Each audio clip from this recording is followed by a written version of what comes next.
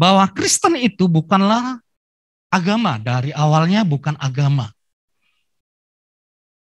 Kristen itu pertama sekali disebut di Antioquia, salah satu kota terbesar di Romawi di zaman itu.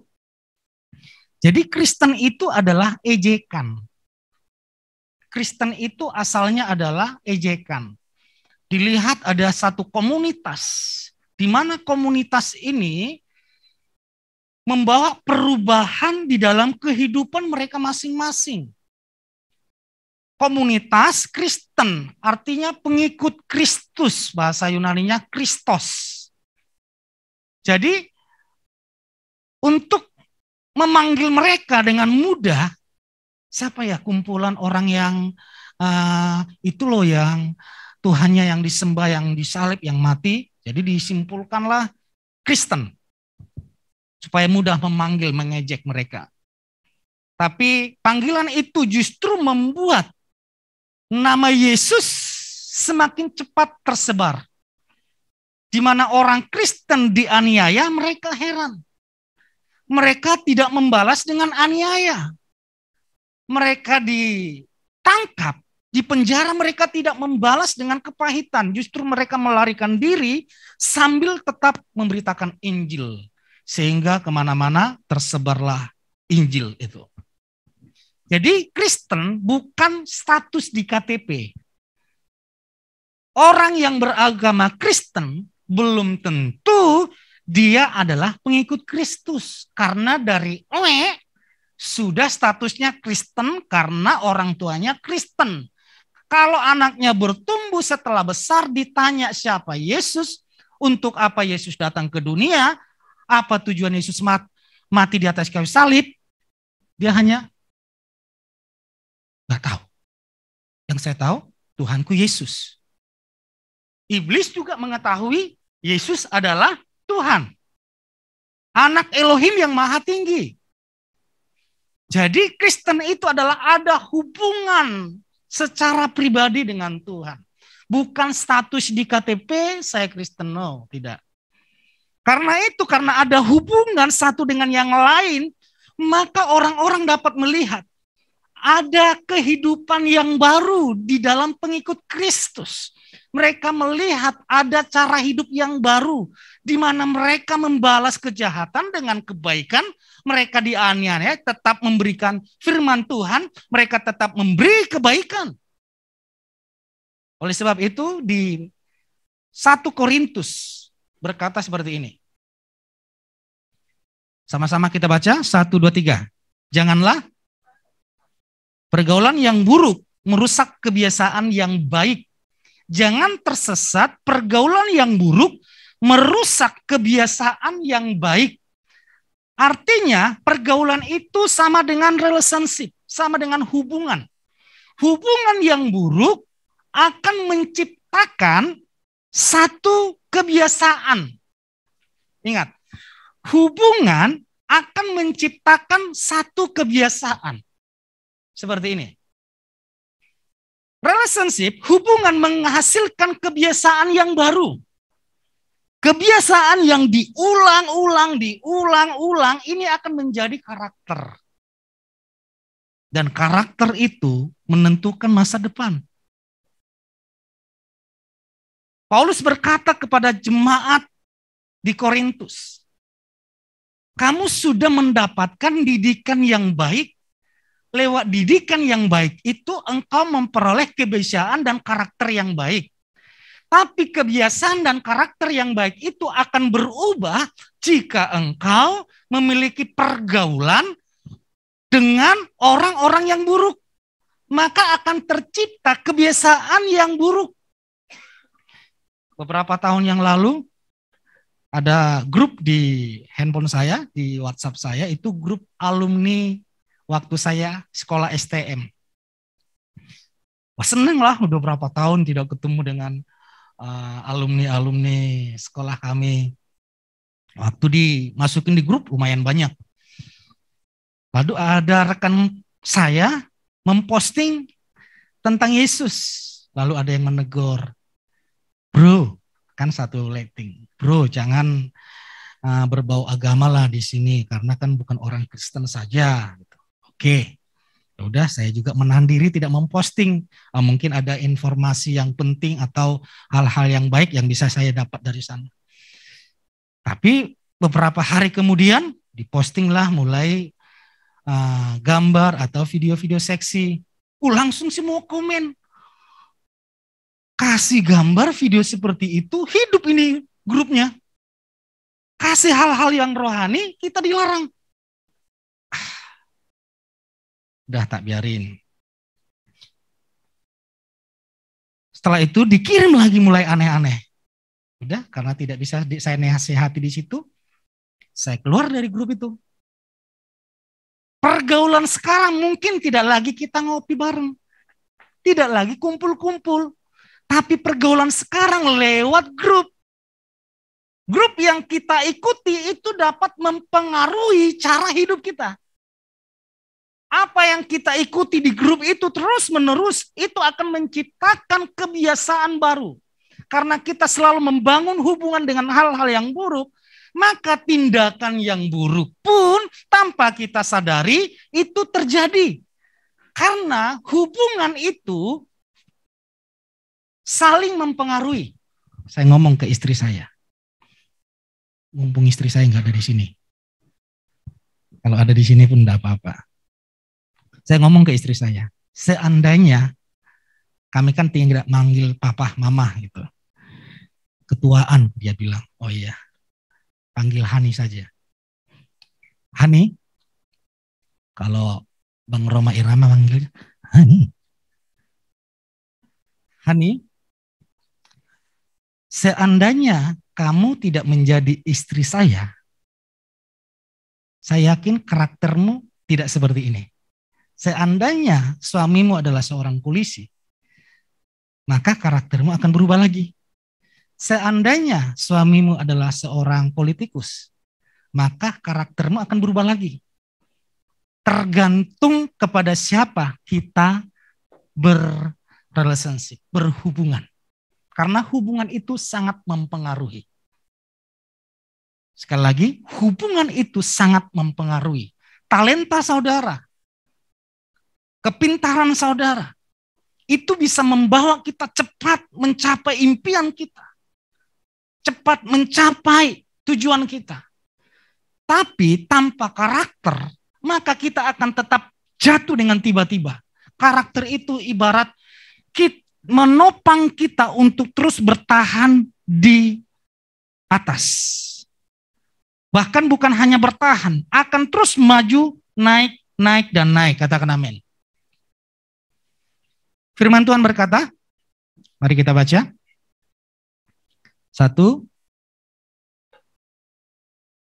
Oke. 2, 3.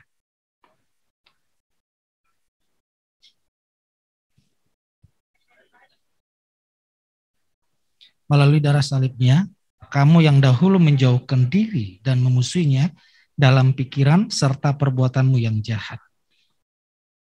Sekarang,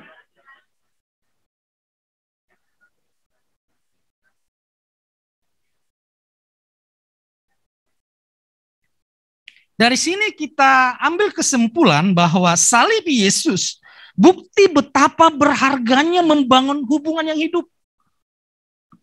Membangun hubungan tidak terjadi dengan seketika. Yesus memberikan contoh untuk membangun hubungan antara surga, antara Tuhan dengan manusia. Tuhan sudah berusaha dengan memberikan persembahkanlah domba jantan. Mulai dari Adam, Habel, dan seterusnya. Itu cara Tuhan untuk terus menjalin hubungan antara Tuhan dengan manusia. Setelah persembahan-persembahan itu mulai dipanggillah Abraham. Lewat Abraham dipanggillah satu keluarga. Dari satu keluarga dipanggillah satu negara. Di dalam negara itu Tuhan mengirimkan hakim-hakim. Setelah hakim-hakim Tuhan kirimkan para nabi. Nabi Elia, Elisa, apalagi Yesaya, Yehezkiel, Yeremia, semua tujuannya supaya menjalin hubungan yang baik dengan Tuhan. Tapi semuanya tidak bisa. Satu-satunya cara untuk memulihkan, untuk memperdamaikan antara Tuhan dengan manusia adalah lewat kematian Yesus di atas kayu salib. Artinya, tidak ada cara yang dapat dilakukan agama yang dapat memulihkan hubungan Tuhan dengan manusia. Satu-satunya cara adalah lewat kematian Tuhan Yesus. Lewat kematian atau pengorbanan, maka terjadilah hubungan yang baik. Sehingga saudara tidak harus ke Israel membawa korban domba untuk persembahan saudara, itu menjadi sesuatu wangi-wangian dari Tuhan. Tapi penyembahan kita di gereja itu menjadi sesuatu yang terbaik dari Tuhan. Katakan amin. Karena apa? Karena Yesus yang menjadi pendamai. Yesus yang menghubungkan kita dengan surga. Jadi, relationship itu tidak terjadi dengan tiba-tiba. Yesus harus mati di atas kayu salib. Sehingga melalui Yesus, tidak ada lagi penghalang antara saudara dengan Tuhan. Katakan amin. Tidak ada lagi penghalang. Kemarin saya ngobrol dengan Pak, kan biasa dipanggil Pak Bobi. Tapi di sini Pak Yakobus, sama sekali Bobinya nggak ada ya. Sama dengan saya. Nama saya kan Parlindungan, Marga Nenggolan, baptisnya Maliaki. Itu Petrusnya dari mana? Nanti selesai ini kita ngobrol. Dari mana asal muasal apanya? Petrusnya. Ya, kami berdoa dulu katanya. Lalu saya berkata, jangan berdoa berpikir Tuhan layak enggak kami jadi diaken. Karena gembalamu sendiri sudah melihat layak. Kalau gembala sendiri melihat keluargamu layak, lalu engkau berkata tidak layak, itu salah bukan di gembala, bukan di Tuhan, itu salah tidak mau untuk jadi diaken. Tapi mereka berkata, ya udah karena Bapak Gembala sudah melihat kami layak, kami melangkah. Tuhan sudah melayakkan kita dengan pengorbanannya di atas kayu salib. Tapi masih banyak orang Kristen merasa tidak layak untuk diberkati. Tidak layak untuk diselamatkan. Yang menjadi pertanyaannya, apa yang harus membuat saudara layak?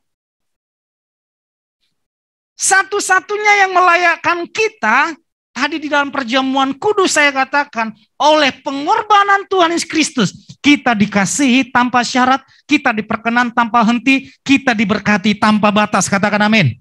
Tidak ada lagi penghalang antara Tuhan dan manusia. Jadi saudara sudah mengambil waktu yang tepat untuk beribadah di tempat ini. Yang ada di rumah, yang ada di lapas. Daud berkata seperti ini. Sama-sama kita baca. Sebab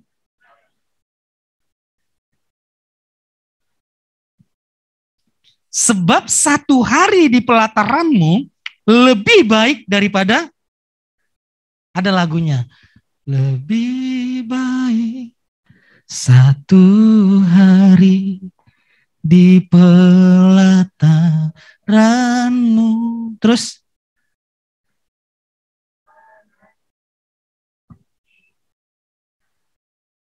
di tempat lain. Terus oke, itu lagu yang sangat bagus. Itu lagu yang sangat keren sekali. Lebih baik satu hari. Saudara yang berkata ini, kalau yang berkata ini adalah orang yang pengangguran, tidak ada kerjaan.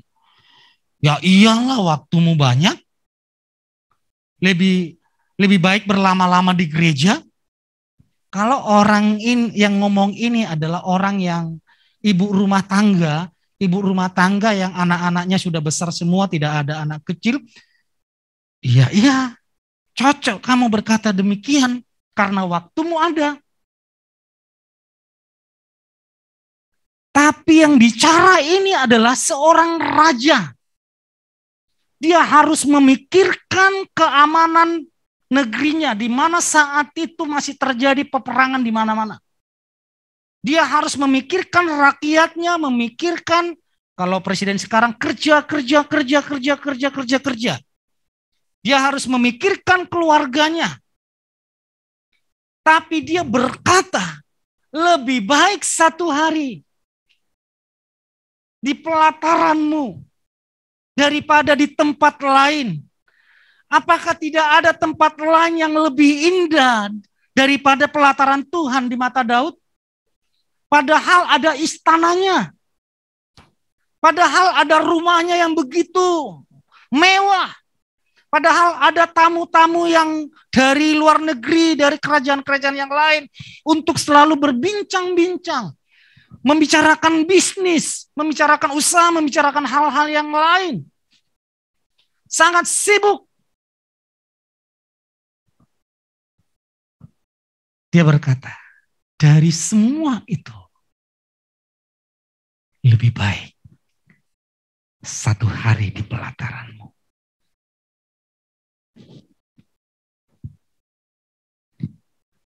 Membangun hubungan dengan Tuhan menjadi kunci kesuksesan Raja Daud.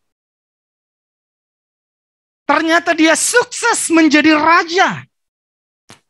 Selalu menang karena dia selalu membangun hubungan dengan Tuhan. Membangun hubungan dengan Tuhan. Setiap ada masalah, ada persoalan, dia selalu membangun hubungan dengan Tuhan. Dia sampaikan terus, inilah kekristenan.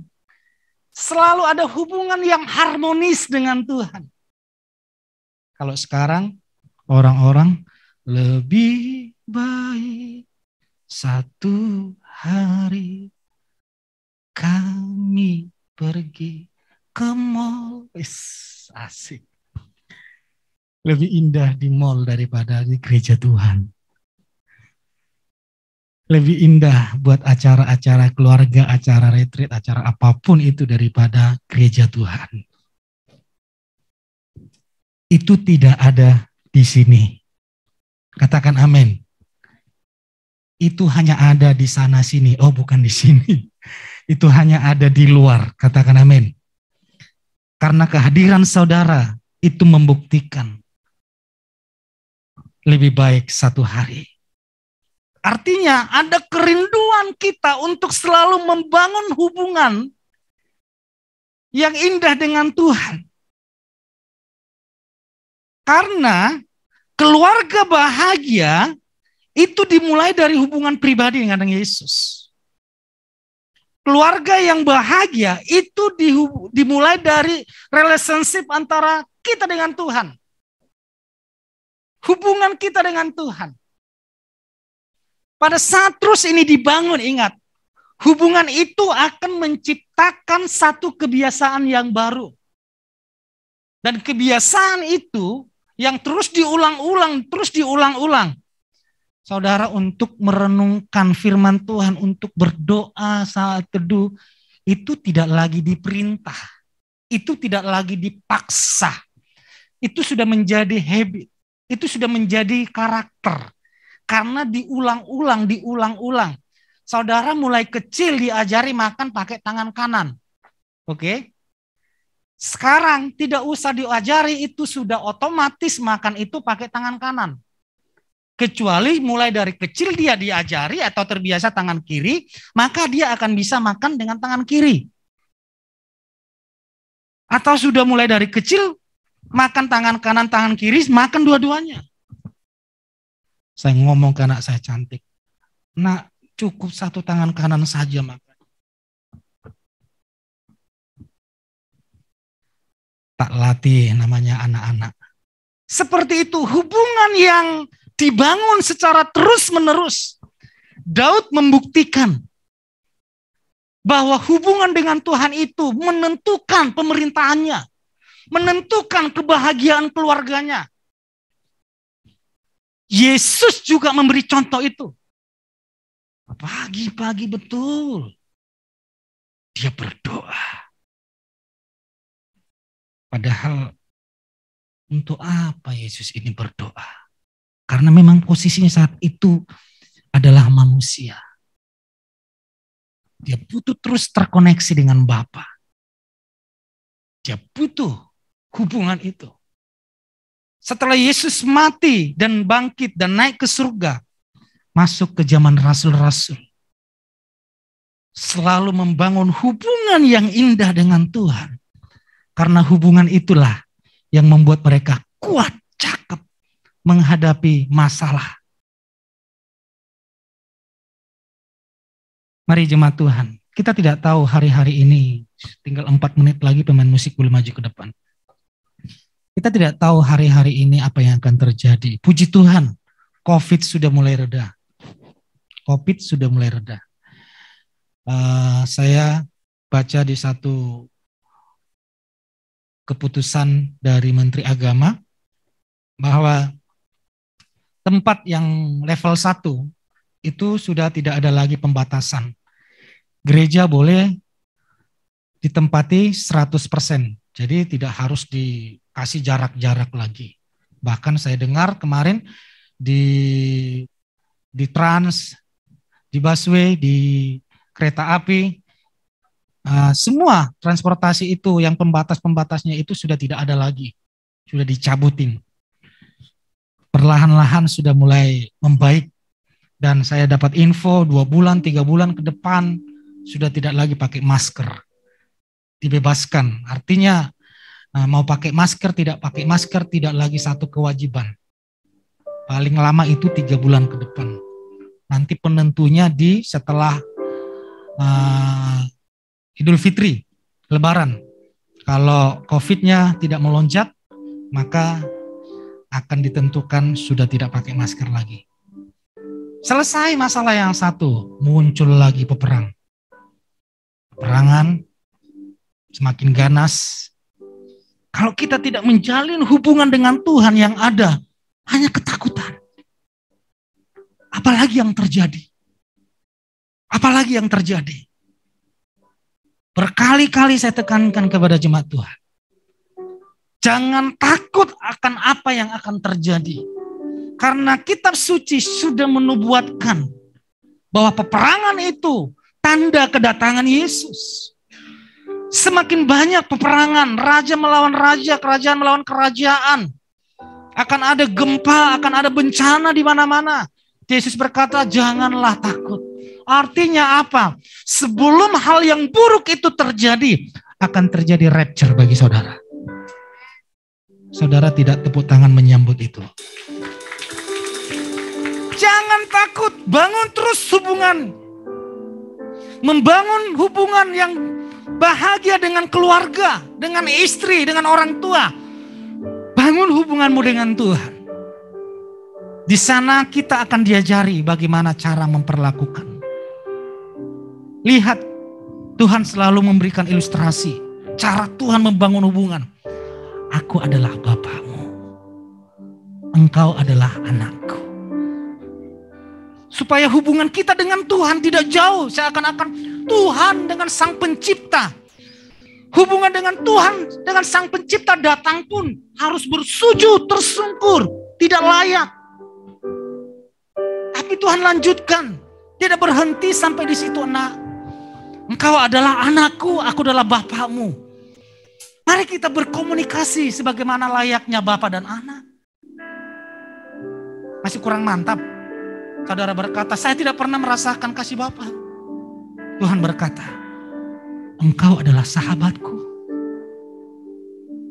Dia cari semua hal-hal yang bisa membuat kita benar-benar enjoy hubungan kita dengan Tuhan, hidup. Bukan status Kristen saja, tapi benar-benar hidup. Mungkin saudara tidak merasakan, aku tidak merasakan kasih orang tua, kasih Bapa. Engkau adalah sahabatku. Sahabat teman curhat. Masih kurang mantap jadi sahabat. Yesus berkata, engkau adalah orang yang aku kasihi. Berkomunikasi dengan Tuhan seperti orang yang sedang lagi berpacaran. Bahkan di Kidung Agung. Engkau adalah kekasihku. Walaupun engkau hitam tapi manis. Kalau orang timur berkata, itu kami sudah dicatat di situ. Asik.